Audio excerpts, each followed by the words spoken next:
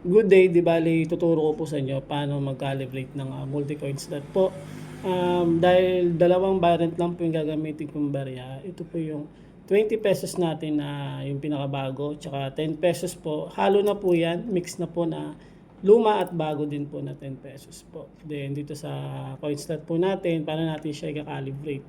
First, may dalawang button dito, makikita kayo, yung plus tsaka minus sign. I-click nyo po siya ng sabay. Then lalabas po dyan yung C. Yung C, ibig sabihin po ng C, yung coin po. Ngayon, dalawang variant lang ilalagay ko po.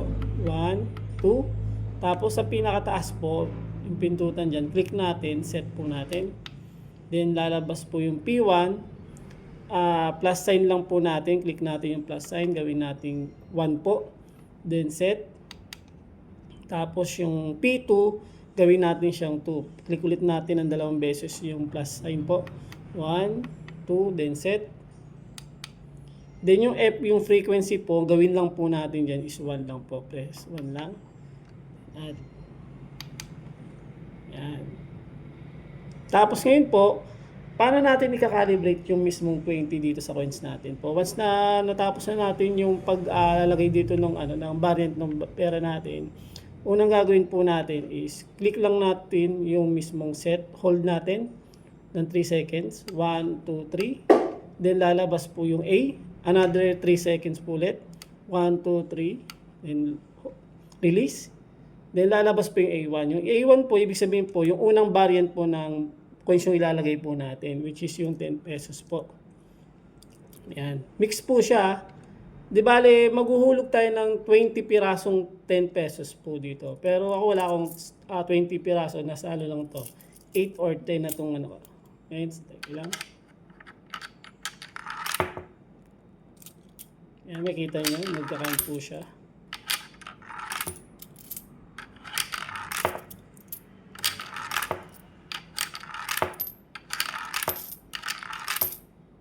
And kunin lang ulit natin. Make sure pag naguhulog tayo ng coins, yung harap tsaka likod, i-din natin. I-mix din natin siya. 16, di bali 4 na lang kulang.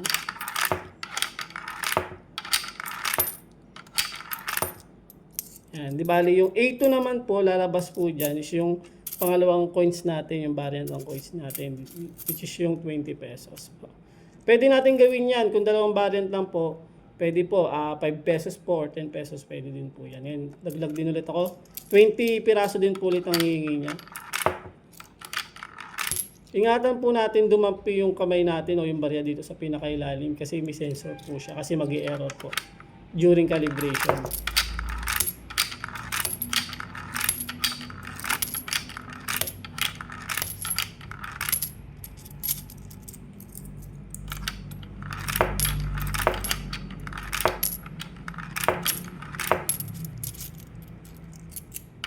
Then, once na matapos po yan,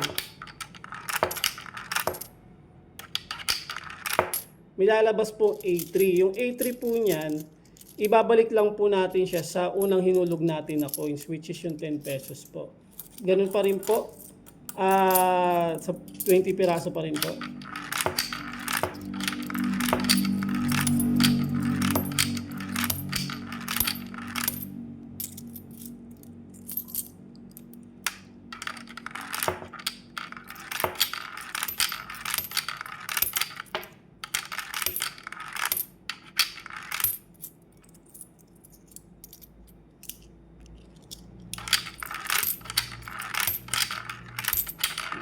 Bali lalabas na po dyan.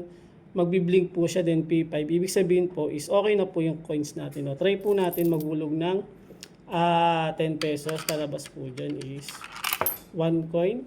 Then yung 20 pesos naman po ihulog natin. Yung pangalawang coin po nun ibig sabihin. Ibig sabihin po niyan is okay na yung calibration natin. Ganyan lang po ang pagka-calibrate ng multi-coin slot. Thank you po.